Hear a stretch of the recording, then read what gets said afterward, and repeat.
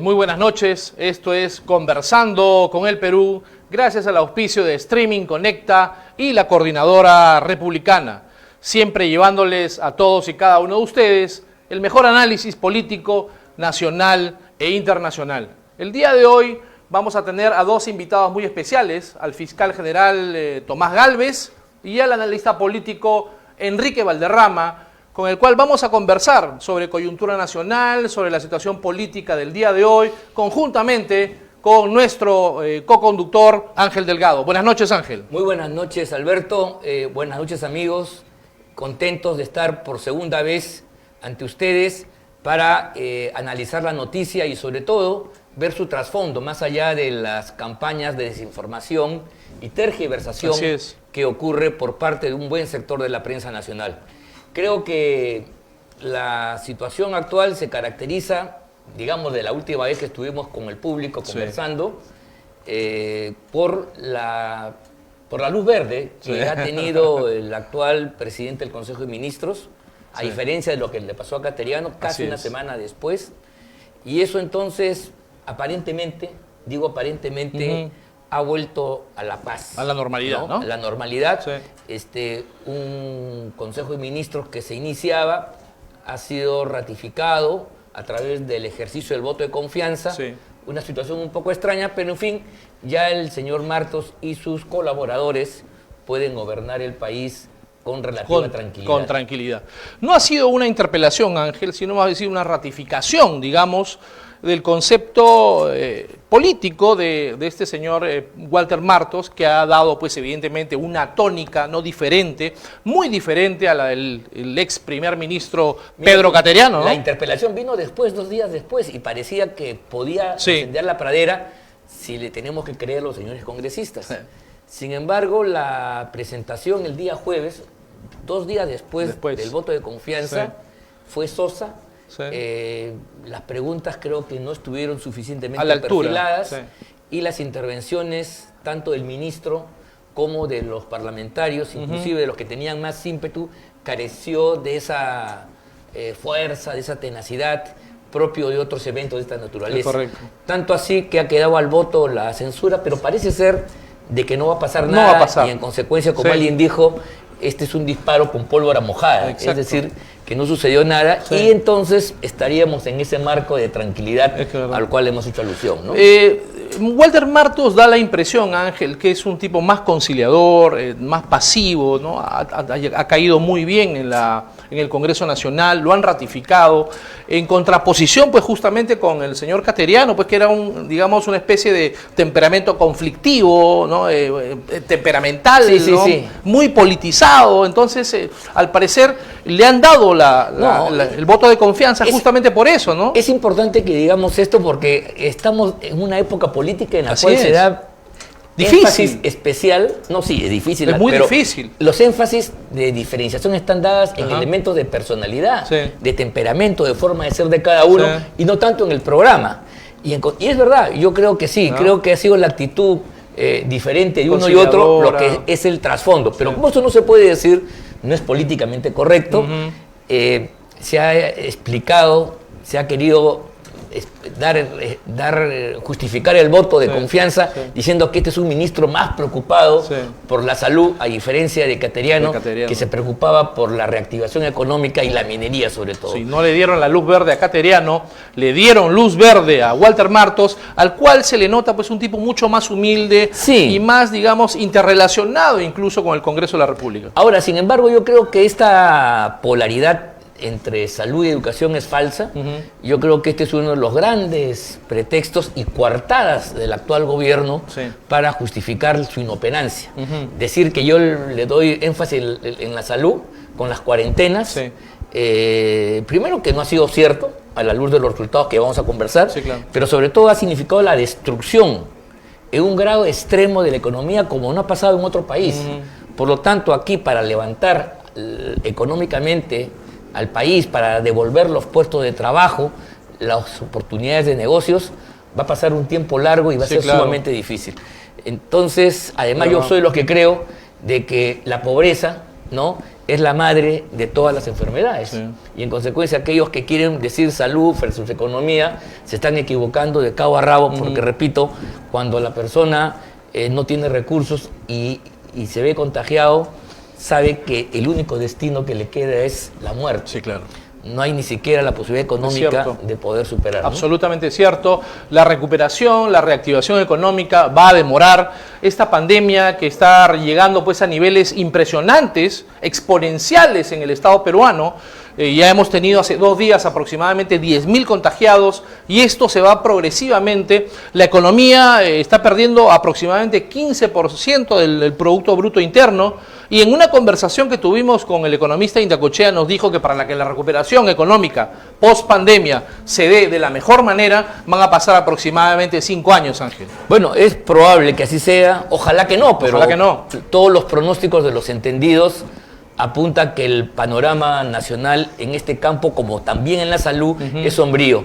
Y también hay que destacar que el día jueves el señor Vizcarra nuevamente salió a la televisión, hizo el anuncio de postergar las medidas de emergencia sanitaria y esta vez con la novedad de un toque de queda dominguero. Impresionante. En fin, esta gente tiene la idea tenaz de que el domingo pues el coronavirus parece, no, al contrario, sale a caminar porque está ocupado los otros días. O sea, de lunes a sábado nos podemos contagiar sin ningún problema, pero el domingo sí nos guardamos. El domingo hay que tener cuidado, en fin. Y había una medida que ya no se llegó felizmente a lanzar, que era adelantar el toque de queda a las 8 de la noche. A las 8 de la noche. Hubiera significado un caos. El colapso de la economía, ¿no? O sea, el esfuerzo lento, esforzado para poder ir recuperando terreno en el campo económico, productivo y en el campo social, por supuesto que no se ha dado. Así es. Y hay que decir que estas medidas son medidas absolutamente inocuas y son medidas que ya fracasaron rotundamente y parece que el gobierno no tiene más cosas que decir al respecto y esa es una de las características que nos causa profundamente dolor. O sea, no hay alternativas, la pandemia sigue en lo que siga, aflige la vida de los peruanos, siguen los contagiados, ya hemos pasado ampliamente el 500.000 de infectados. Increíble. Los muertos siguen sumando su lista dolorosa y en fin, es un panorama realmente desolador. Este gobierno no tiene una estrategia política para enfrentar el coronavirus. Esta pandemia, la verdad, ha impresionado y ha llegado a los estratos de todos lados en el Perú. Y Vizcarra, vuelvo a reiterar, con varios cambios de ministros, no ha hecho absolutamente nada en este tema tan álgido que nos afecta a todos. Ahora bien, lo nuevo es que la doctora Macetti está sacando a luz nuevas cifras y nuevas alternativas, lo cual revela que el anterior, el señor Zamora, que pretende ser asesor de la presidencia del Consejo de Ministros como premio, era una persona que no solamente ha fracasado, sino creo yo que más allá de la ignorancia y la negligencia que existe, hay una suerte de concepción ideológica que lleva a que las cosas sean así, porque eso agudiza las contradicciones, enfrenta con los empresarios y da a la población una sensación y tapar los indicadores, Ángel, o sea, no han engañado a la población diciéndole cifras que son falsas, ¿no? Entonces vamos a ver eso. Eso es un tema que hay que analizar más a fondo, si es que lo que ha hecho Zamora y compañía es solamente producto de su incapacidad, improvisación, o si ahí hay una voluntad política de generar las condiciones para un estallido social muy grave hacia adelante. Claro, o tal vez cubrir al presidente Vizcarra ante el fracaso sistemático con esta pandemia. Entonces, creo que vamos entrando, creo ya a la próxima entrevista, o todavía, ¿no? ¿Sí? Vamos a la entrevista. Vámonos a un corte comercial, Ángel. Estamos conversando con el Perú. Regresamos después de un pequeño corte. Volvemos. Muy bien, gracias.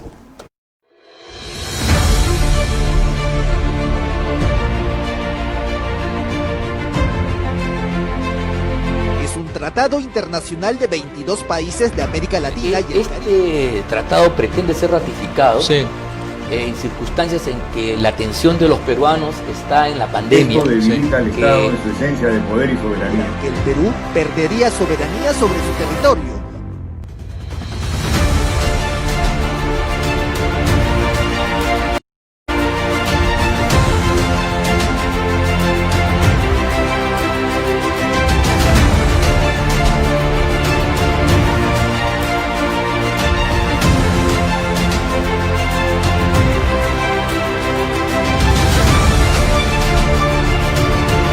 No al Tratado de Escazú. No a Escazú. No a Escazú. No a Escazú. No a Escazú.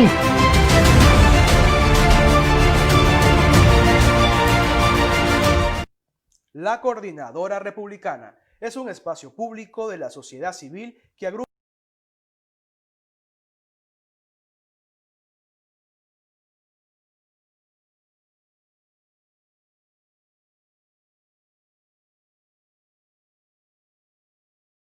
intento de desconocerlos, reducirlos o de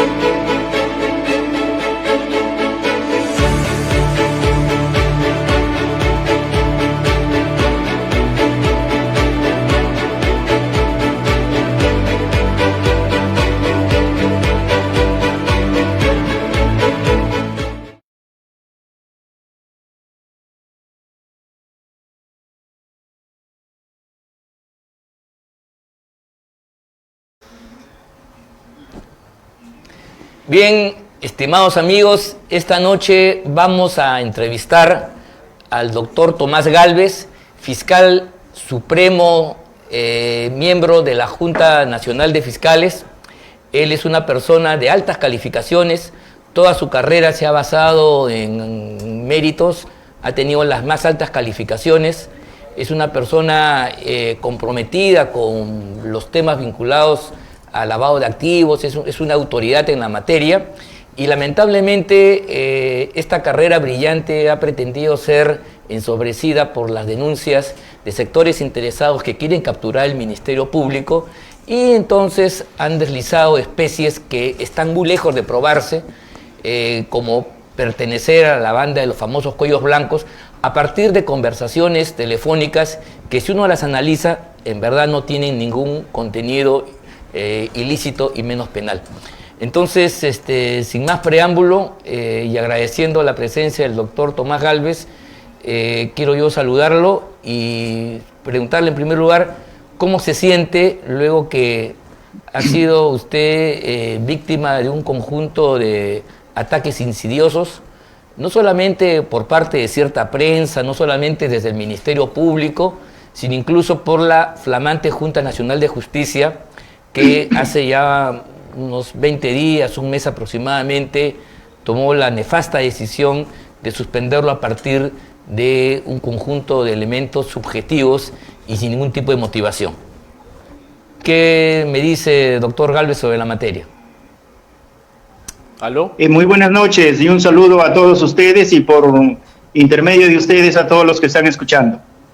En realidad, pues, en este momento sabemos que prácticamente el ordenamiento jurídico ha sido quebrado, las instituciones vinculadas a la administración de justicia han sido sometidas y ciertamente las personas que están dirigiendo en este momento las instituciones como el Ministerio Público sobre todo y la Junta Nacional de Justicia obedecen a ciertos intereses de estas empresas corruptas que no quieren que se los investigue y que sobre todo han llegado a infiltrar al Ministerio Público de tal forma que ha logrado que los encubran, que los protejan y que no le incauten todo el dinero que estas empresas nos han robado. Me refiero a la empresa Odebrecht y a las demás consorciadas que en este momento están investigadas, pero que en lugar de ser investigadas, realmente están siendo encubiertas. Y los fiscales investigadores lo único que están haciendo es acomodando los casos de tal manera que puedan favorecer a estas empresas. Y obviamente, como quiera que un sector importante del Ejecutivo, desde la más alta instancia, está vinculado con estas empresas, naturalmente que ha optado por fortalecer a estos fiscales y sobre todo ha tratado de tomar en buena cuenta las instituciones como el Ministerio Público, parte del Poder Judicial y obviamente la Junta Nacional de Justicia. Ajá. En ese sentido, pues, en este momento estamos totalmente frustrados porque nosotros, en este caso mi persona, me había preparado para lograr a niveles de dirección del Ministerio Público, pero toda esa carrera se frustra precisamente por haber solicitado que investiguen a estas empresas. Y la verdad que yo no sabía que el poder de estas empresas era tan grande. Ya se lo había dicho que estos ponen y sacan presidentes, pero pensé que ese poder ya lo habían perdido.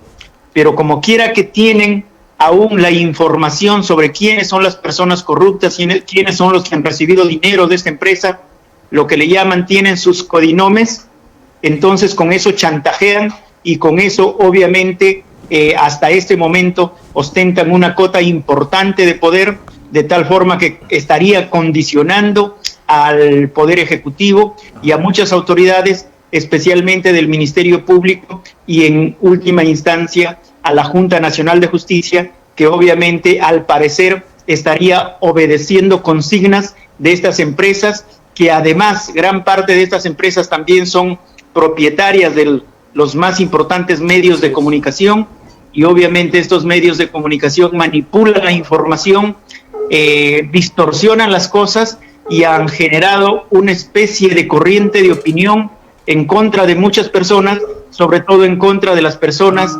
que están solicitando investigaciones para estas empresas y sobre todo las que no son afines con los intereses de estas. Doctor Gálvez. En ese sentido, pues tenemos una decepción, si se quiere, de la marcha de estas instituciones y de la Administración de Justicia en este momento. Doctor Gálvez, ¿cómo está? Buenas noches, lo saluda Alberto Bayac. Usted ha sido víctima de una constante criminalización en el Poder Judicial y de un profundo desprestigio por los medios de comunicación. La pregunta que le hacemos es la siguiente.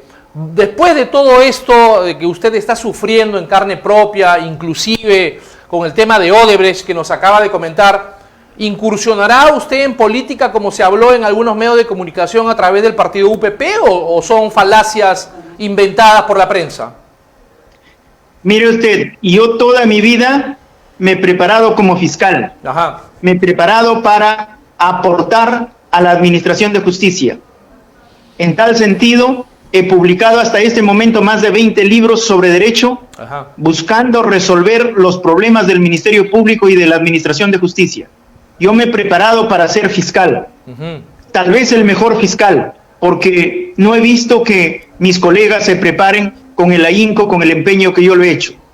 En este momento aún soy fiscal, estoy impedido de participar en política, ajá, y por lo menos en este momento no me interesa en absoluto incursionar en política. Qué interesante que lo aclare. Lo que estoy haciendo es defenderme, ejercitar mi defensa, para regresar a mi institución, el Ministerio Público, y si eso no se lograra, obviamente tendré que emprender algún otro proyecto, claro, que no se descarta ninguno, ¿no?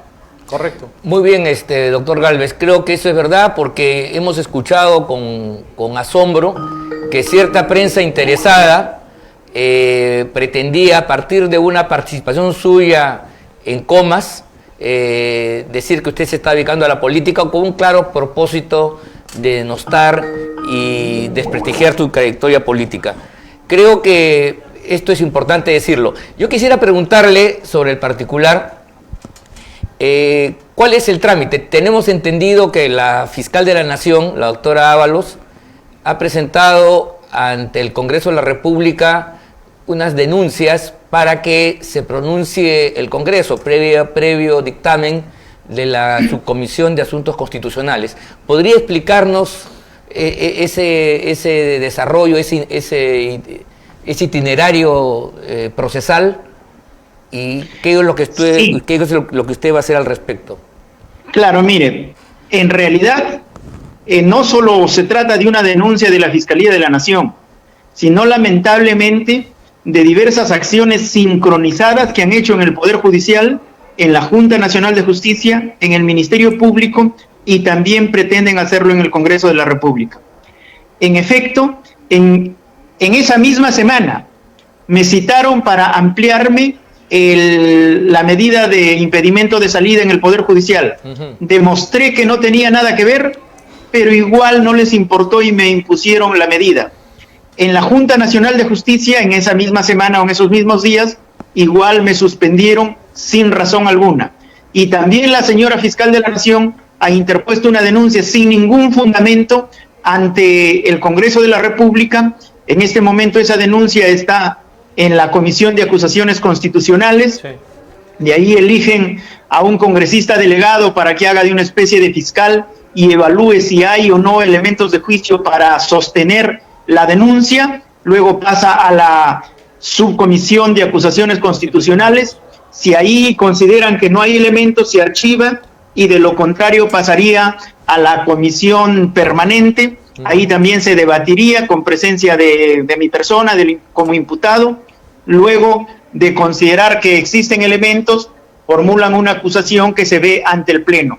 Yo espero que no se llegue a eso, porque así como lo he demostrado en el Poder Judicial y en la Junta Nacional de Justicia, que los hechos que se me imputan son totalmente lícitos, solo la distorsión de una afiebrada mentalidad perniciosa es la que le da contenido ilícito a esos hechos que son positivos, que son, yo lo he dicho, loables, pero lamentablemente esto lo presentan como un delito solo por el hecho de haber hablado con el señor Inostroza, con el ex juez Inostroza. Claro. Y naturalmente que espero convencerlos en el Congreso y sobre todo ojalá haya cierta cuota de imparcialidad, de tal forma que yo creo que esto se archivará ahí y bueno, tendré que luchar en la Junta Nacional de Justicia para ver si regreso y si no, pues ya tendré que emprender algún proyecto profesional, porque aún todavía soy joven, tengo la energía suficiente para seguir trabajando y no voy a darles el gusto de retirarme de la Administración de Justicia, de la comunidad jurídica y sobre todo de mi trabajo con el país y también con las rondas campesinas, con las organizaciones sociales que vengo trabajando desde hace más de 15 años. Doctor Gálvez, es imperiosa y absolutamente indispensable la reforma de justicia en el Perú y de la administración de justicia, ciertamente. ¿Cuál sería, según su criterio y según su opinión, la estructura moral y ética de parte ya sea del Ejecutivo para una reforma integral en el Sistema Nacional de Justicia que evidentemente está podrido? Mire, en realidad, como ya lo he dicho en otro momento, sí, el gran problema de la Administración de Justicia es no haberse consolidado como una institución propiamente dicha. Ajá. ¿Por qué? Porque cada gobierno lamentablemente ha llegado con una cuota de ilegitimidad, o en todo caso con imputaciones penales, y tenía interés en que no exista una administración de justicia consolidada, porque ello podía ser un peligro para sus propios intereses. Y por eso, claro, cada grupo económico que ha llegado a ejercer el gobierno ha sometido en gran medida a los jueces, fiscales y a la administración de justicia en general. Ajá. Y por eso yo creo que lo que se tiene que consolidar es la independencia y autonomía de la institución, del Poder Judicial, Ministerio Público, por un lado. Y por otro, adecuar particularmente las normas en el Ministerio Público. Sí. ¿Qué está pasando en el Ministerio Público? El Ministerio Público se estructuró prácticamente como una institución conducida vertical y autoritariamente por el fiscal de la Nación. Ajá. Esa ley es de 1981, con la Constitución del 79 y cuando existían otras leyes. Ahora, todas las leyes han cambiado, la Constitución ha cambiado, pero no la ley orgánica del Ministerio Público, precisamente porque los fiscales supremos que integran la Junta de Fiscales Supremos, como tienen interés, saben que pueden ser fiscales de la Nación, sí, y como en efecto muchos de los que forman la Junta lo son, luego son fiscales de la Nación, nunca han querido sacar una nueva ley orgánica. Ajá. Y la gran rémora de la actuación del Ministerio Público es su ley orgánica. que es del 81. Yo he participado más o menos en 7 proyectos de ley orgánica del Ministerio Público que se ha enviado a la Junta de Fiscales Supremos, y ahí está durmiendo el sueño de los justos hasta este momento, porque la Junta no quiere que exista una nueva ley, porque como todos tienen aspiraciones de ser fiscales de la nación, saben que en algún momento van a manejar como un señorío feudal justamente al Ministerio Público. Inclusive en la época del doctor Pablo Sánchez y del doctor Chávarri, se remitió al Congreso sendos proyectos de ley orgánica del Ministerio Público. Y luego el mismo fiscal de la Nación lo solicitaba porque decía que él no ha autorizado. Inclusive el proyecto de Chávarri, cuando entró la doctora Zoraida, pidió ese proyecto desautorizando el proyecto que era totalmente viable y que se había trabajado ahí más o menos como 5 años en ese proyecto, y lamentablemente el Congreso lo devolvió y no se ha querido trabajar en la reforma del Ministerio Público. Porque en primer lugar, si hablamos de la justicia penal, si es que no se reforma el Ministerio Público, ninguna reforma va a poder Doctor Gálvez, quisiera eficiente. Preguntarle lo siguiente. La ciudadanía tenía expectativa en este nuevo órgano para nombrar jueces y fiscales, la Junta Nacional de Justicia. Usted ha tenido oportunidad de pasar por este organismo. Me gustaría conocer cuál es su opinión, toda vez que tenemos conocimiento que ahí no se fue escrupuloso con el debido proceso y hubo una actitud autoritaria y abusiva. ¿Usted está de acuerdo con esto? ¿Qué cree que pasó con la Junta Nacional de Justicia? Mire, yo también tenía bastante expectativa, bastante esperanza en la Junta Nacional de Justicia, pero lamentablemente, como se dice, por sus hechos los conoceréis. Y en todos los hechos que están, o en gran parte de los hechos que se están pronunciando, lamentablemente demuestran ineficacia, desconocimiento del orden jurídico, manipulación de las leyes, manipulación de las investigaciones de los hechos para lograr determinados propósitos, y especialmente en el caso mío y seguramente que de los demás magistrados supremos, han tomado decisiones totalmente arbitrarias, pero no solo arbitrarias, sino que totalmente ilegales, manipulando los hechos, manipulando el debido proceso, cometiendo delitos. A propósito, yo estoy justamente desarrollando una denuncia constitucional contra todo el colegiado porque han cometido hasta 3 delitos, una infracción constitucional y también una infracción administrativa grave, que yo creo que si hubiera imparcialidad, que si hubiera autonomía en el Congreso, tendrían que sacarlos a estas personas porque han cometido delitos, infracciones constitucionales e infracciones administrativas.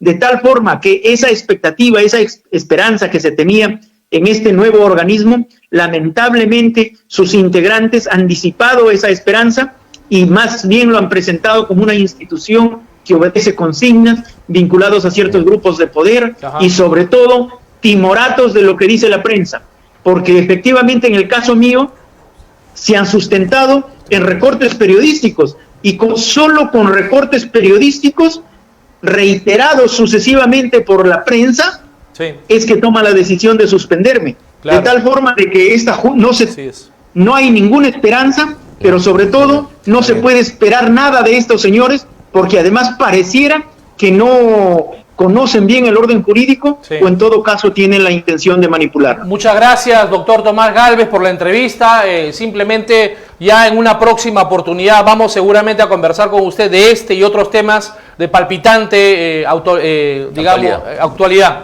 Entonces, muchísimas gracias y estamos regresando al programa y vámonos a un corte comercial.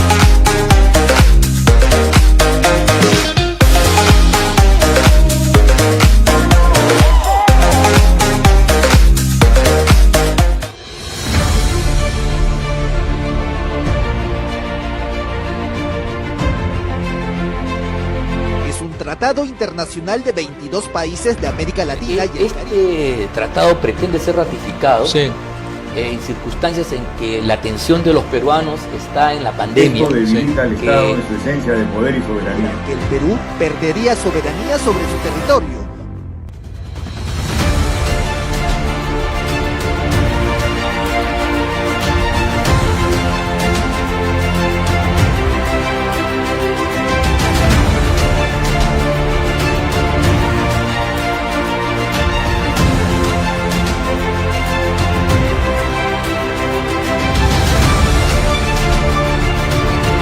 No al Tratado de Escazú. No a Escazú. No a Escazú. No a Escazú. No a Escazú.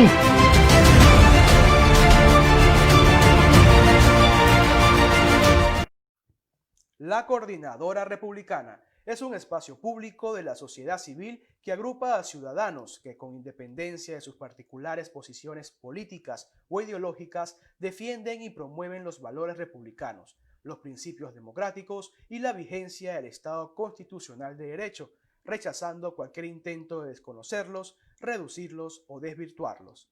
La Coordinadora Republicana se opone a las políticas que pretendan sustituir las instituciones y los procedimientos democráticos por las presiones de las turbas callejeras, propician y alientan la nefasta práctica de judicializar y criminalizar la actividad política, y aquellas que promuevan un pensamiento único y totalitario contrario a nuestra tradición, valores familiares y libertad de conciencia. La Coordinadora Republicana defiende los valores del Perú.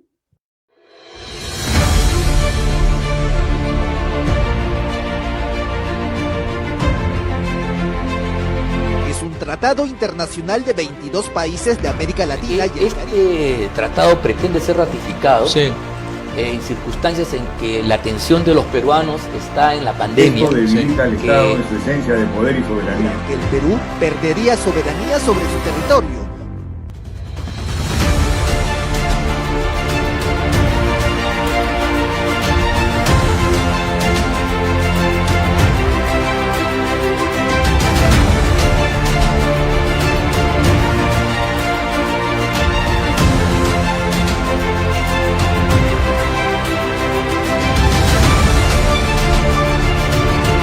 No al Tratado de Escazú. No a Escazú. No a Escazú. No a Escazú. No a Escazú.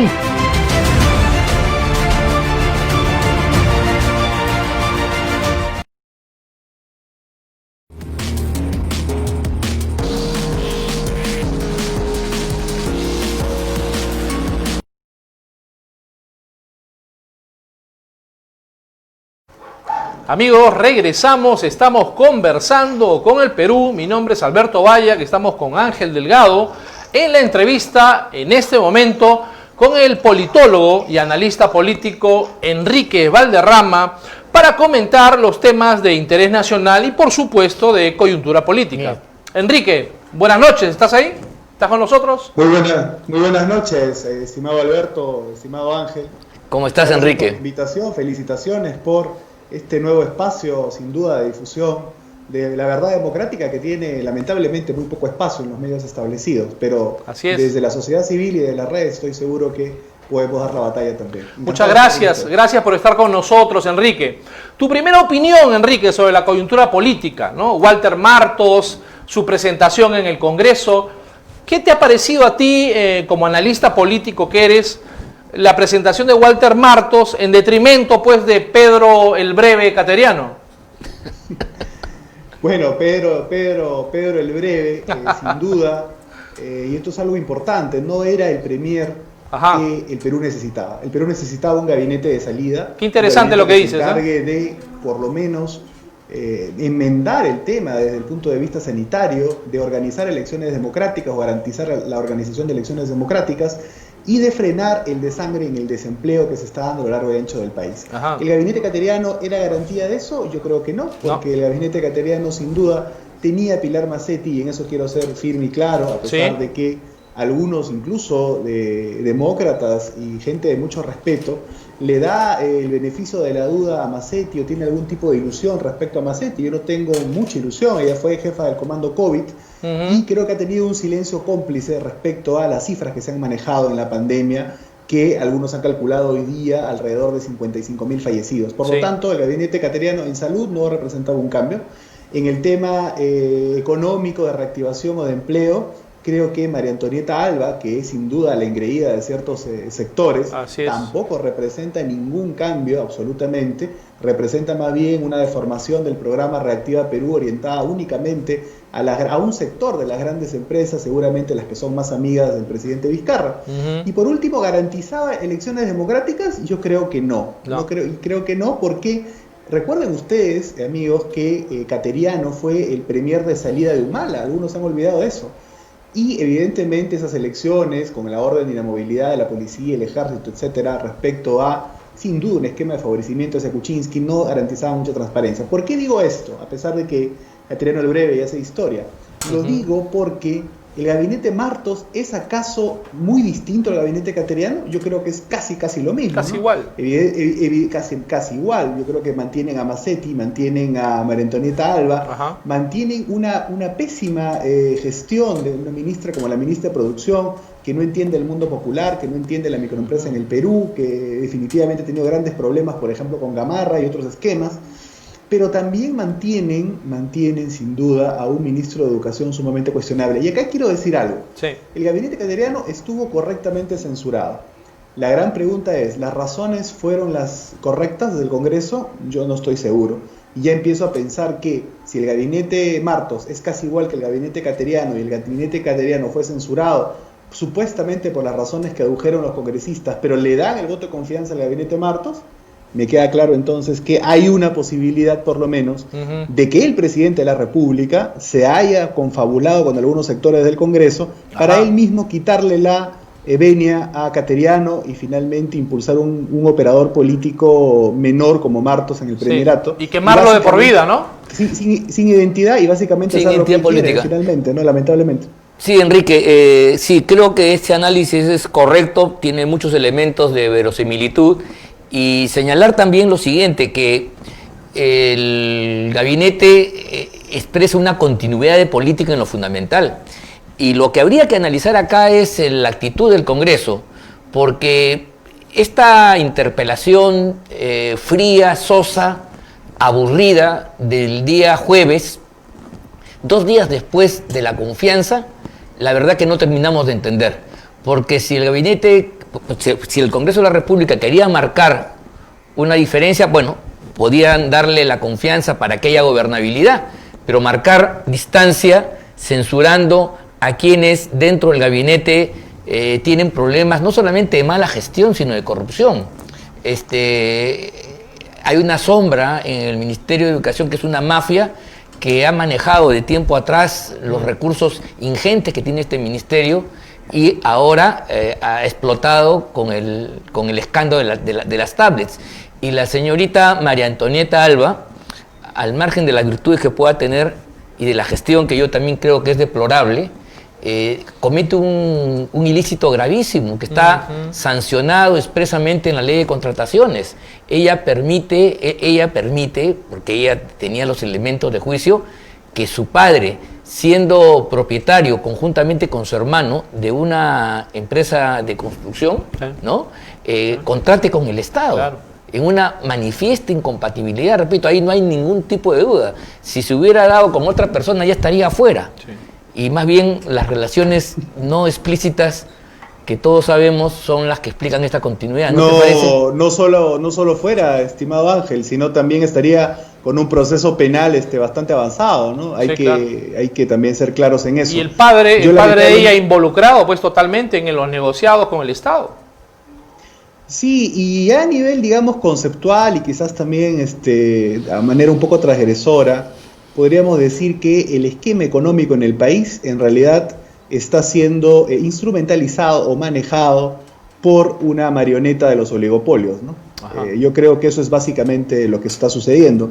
La ministra Alba no tiene personalidad para hacerle frente, por ejemplo, en un tema concreto. Reactiva Perú fue una gran idea de Julio Velarde, que es una persona con mucha experiencia, lanzó la idea de los 30.000 millones sin garantía, 0% de garantía, pero por la presión de la banca, a la cual ella no supo afrontar, le pusieron garantía de 2% para los pequeños préstamos, con lo cual liquidó las posibilidades de la microempresa de poder acceder a ese crédito. Y eso no parece ser un error, eso parece ser sin duda una medida que iba destinada a favorecer a una parte de los grupos económicos más grandes. Por lo tanto, suscribo lo que dice Delgado en el sentido de que el gabinete Martos representa la misma política que el gabinete Cateriano, básicamente.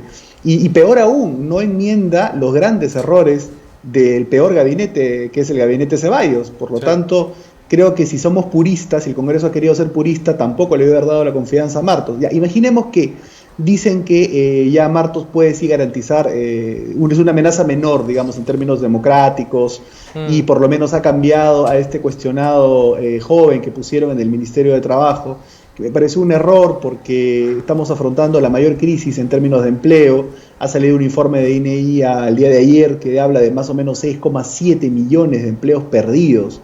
Eso quiere decir que hace fin de año podríamos hablar tranquilamente de unos 8 millones de peruanos que tenían trabajo antes de la pandemia y luego no la tienen. No puedes afrontar esa realidad con alguien con tan poca experiencia. Sí, claro. Pero sí, me preocupa mucho el Parlamento por su actitud. Me ha parecido una actitud sumamente sinuosa. Censurar a Cateriano, darle el voto de confianza a Martos. Lo lógico hubiera sido que posteriormente a eso tengan una actitud mucho más decidida, mucho más autónoma frente al ministro de Educación, para empezar, y frente a la ministra de Economía. Sí. Pero si el ministro de Educación lo han tratado entre tantos algodones, yo imagino que a la ministra de Economía va a ser aún peor todavía. ¿Tú crees, Enrique, que a la luz de todo lo manifestado, lo visto en la intervención del gobierno en la pandemia, ¿no?, los índices de corrupción tan elevados, ¿crees tú que Vizcarra terminará en la cárcel después de su presidencia?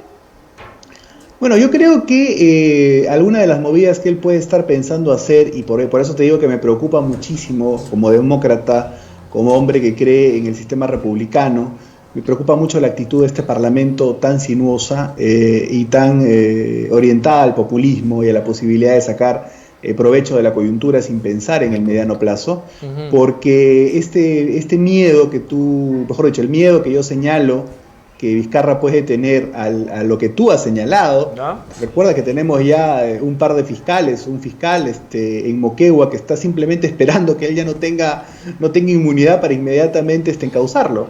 Sí. Por lo tanto, ese miedo a mí me lleva a pensar que es probable, y sería lamentable realmente, sería un atropello y un papelón histórico, que se pueda poner de acuerdo con el Parlamento para suspender las elecciones de abril. Enrique, sobre eso quería yo hablar contigo. Eso realmente sería catastrófico en términos institucionales, pero lamentablemente por la actitud de este Congreso no veo que esa sea una posibilidad descartada. Y creo que habría que a evidenciar esto y hacer presión. Enrique, quería hacer una pregunta al respecto. El problema de la transición. O sea, uno de los objetivos de este gabinete es asegurar que va a haber elecciones con garantía, con limpieza, sin intervención. ¿Lo garantiza de veras? Y te digo algunos elementos. El tema de la pandemia, que no lo pueden controlar en términos médicos, pretende ser asumida del punto de vista coercitivo, militarmente, con toque de queda, con cuarentenas ampliadas, qué sé yo, y además estamos notando un protagonismo exuberante por parte de ciertos elementos castrenses o exmilitares, pero que tienen esa formación en el gabinete, un gabinete que tiene que, repito, asegurar un proceso electoral con todas las garantías del caso. ¿Cómo ves tú este proceso? ¿Hay garantías para elecciones que ya cuyo cronograma prácticamente estamos ya en vísperas o no? ¿O hay alguna dificultad con la presencia del señor Chávez, por ejemplo, en defensa, que quiere sacar los tanques a la calle por cualquier cosa? Para ver si hay una viabilidad. El primero es el elemento sanitario. El segundo es el elemento político y el tercero es el elemento normativo. En el elemento sanitario, lamentablemente, el día de ayer, no visto las cifras de hoy día, estuvimos en 10.000 contagiados cuando menos, sí, claro, y la cifra de muertos está por encima de los 200. Por lo tanto, la irresponsabilidad de entrar en una cuarentena sin inteligencia, sin adecuada preparación, y luego salir de una cuarentena de esas características sin la misma prevención o ni con igual descuido, ha provocado sin duda que las cifras se disparen. No es descartado para mí el hecho de que si esto continúa de la manera que continúa, con el tema ascendiendo en Lima, pero en el interior del país de una manera tan agresiva. Hace poco convoqué a algunos líderes regionales a un conversatorio y la verdad lo que detallaban era realmente lamentable.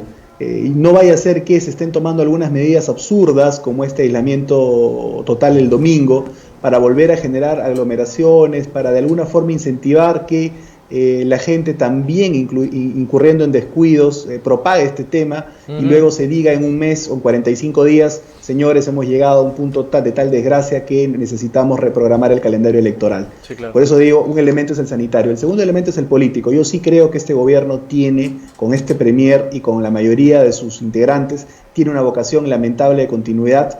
Creo que no son demócratas en el sentido estricto de la palabra. No podría catalogarlo pues como una dictadura necesariamente, pero sí te digo, un ánimo democrático en su conjunto no existe.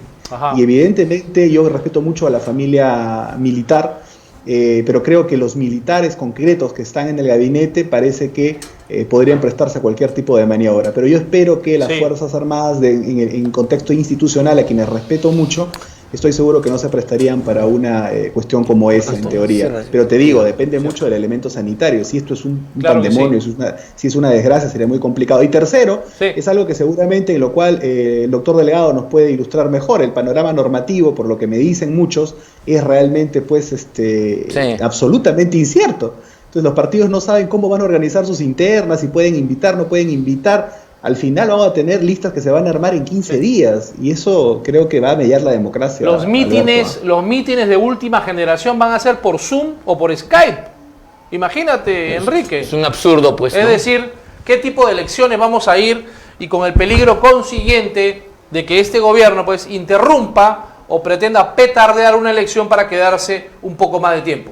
Muchas gracias, Enrique Valderrama, gracias por tu brillante análisis. Estamos considerándote seguramente para una próxima oportunidad, Enrique. Muchas gracias. Muchas gracias, Enrique. Ángel, muchas gracias, Alberto. Buenas noches. Gracias. Amigos, regresamos. Esto es Conversando con el Perú. Volvemos.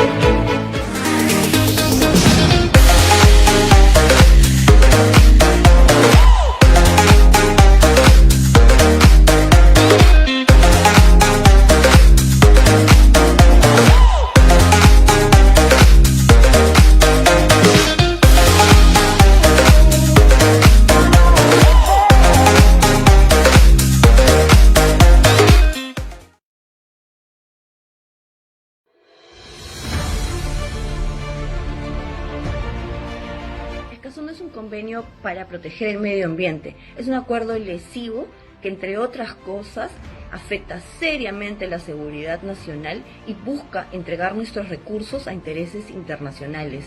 Es nuestra obligación proteger esos recursos y a las comunidades que sobreviven gracias a ellos.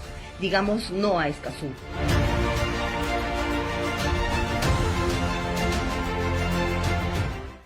La Coordinadora Republicana es un espacio público de la sociedad civil que agrupa a ciudadanos que, con independencia de sus particulares posiciones políticas o ideológicas, defienden y promueven los valores republicanos, los principios democráticos y la vigencia del Estado constitucional de derecho, rechazando cualquier intento de desconocerlos, reducirlos o desvirtuarlos. La Coordinadora Republicana se opone a las políticas que, pretendan sustituir las instituciones y los procedimientos democráticos por las presiones de las turbas callejeras. Propician y alientan la nefasta práctica de judicializar y criminalizar la actividad política, y aquellas que promuevan un pensamiento único y totalitario contrario a nuestra tradición, valores familiares y libertad de conciencia. La Coordinadora Republicana defiende los valores del Perú.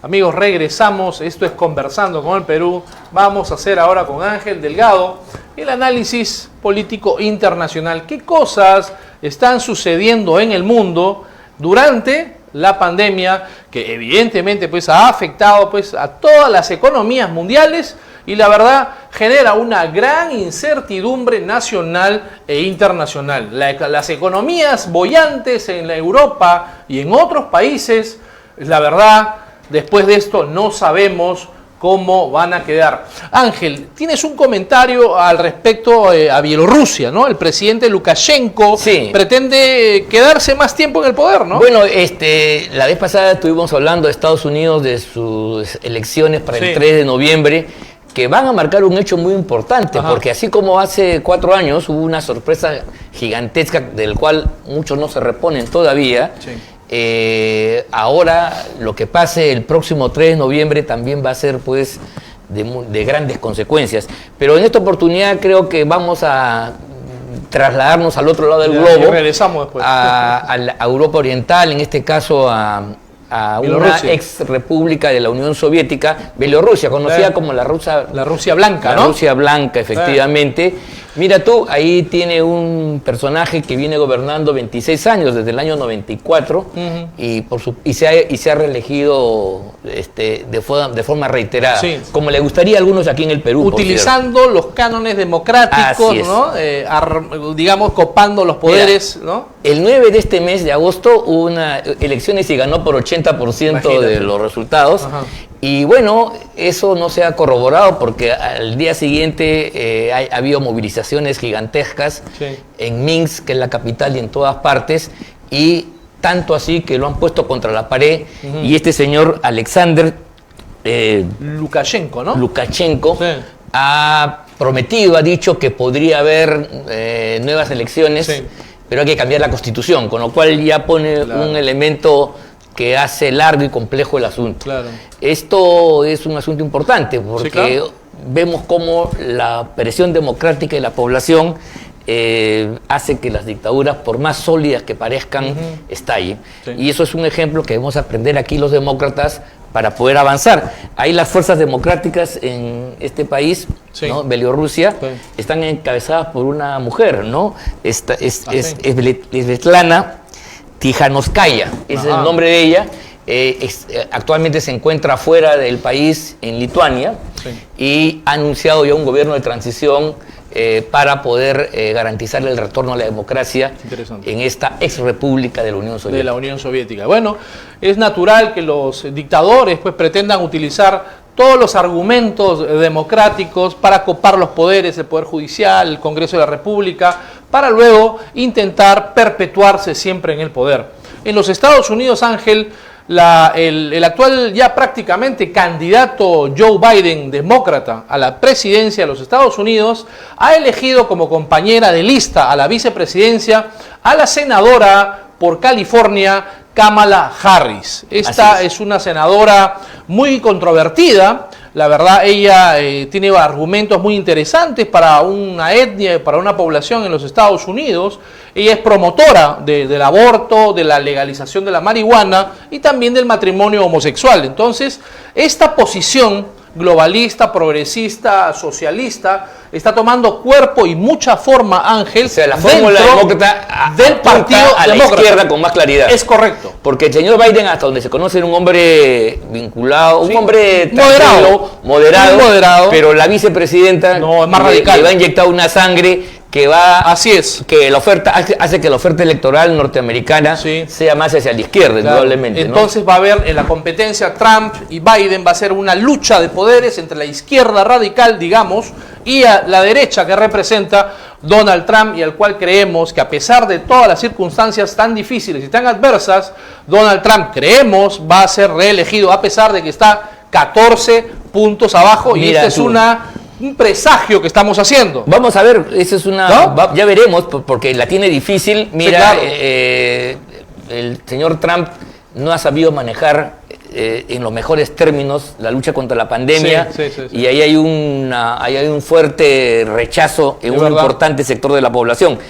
A punto que leía hoy un artículo de Montaner, sí, este comentarista cubano norteamericano, ¿no?, que citaba a un historiador, Alan Lichtman, sí, ¿no? Claro. Y él decía que contra lo que él había pronosticado, sí, contra todo el mundo, que hace 4 años el señor Trump ganaba en esta oportunidad. Sí. Él creía, por un conjunto de análisis, de corrientes, etcétera, etcétera, que ya no iba a poder repetir el éxito que estuvo en la anterior elección. Sí.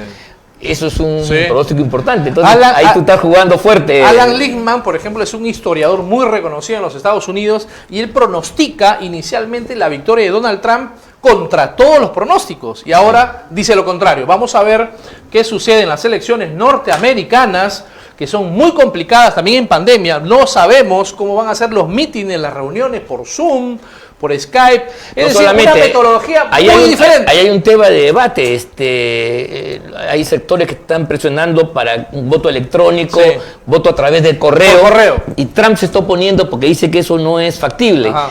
Entonces, después de mucho tiempo, en el escenario norteamericano, donde las elecciones han sido más o menos indiscutidas en esta oportunidad, podría ser que con un resultado ajustado de uno u otro, las impugnaciones y la legitimidad del proceso electoral se pongan en cuestión. Es correcto, como sucedió en las elecciones con Bush y con Al Gore, donde Bush incluso se habla de una manipulación en el voto en Florida para lograr y permitir el triunfo electoral de este expresidente de la República norteamericano. Un último comentario.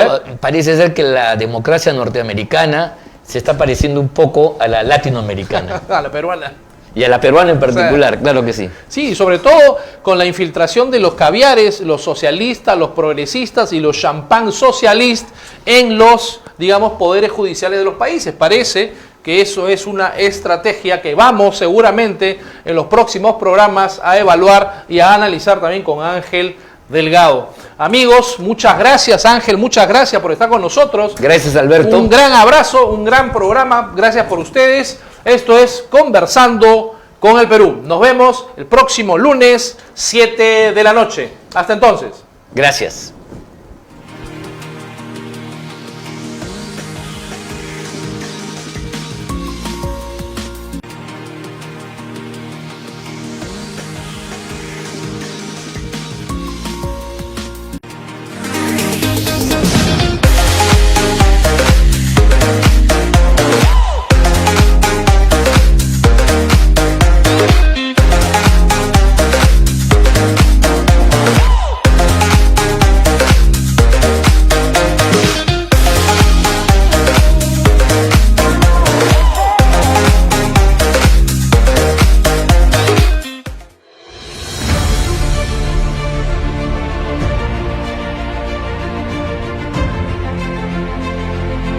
Tratado internacional de 22 países de América Latina. Este tratado pretende ser ratificado en circunstancias en que la atención de los peruanos está en la pandemia. Esto debilita al Estado en su esencia de poder y soberanía. Que el Perú perdería soberanía sobre su territorio.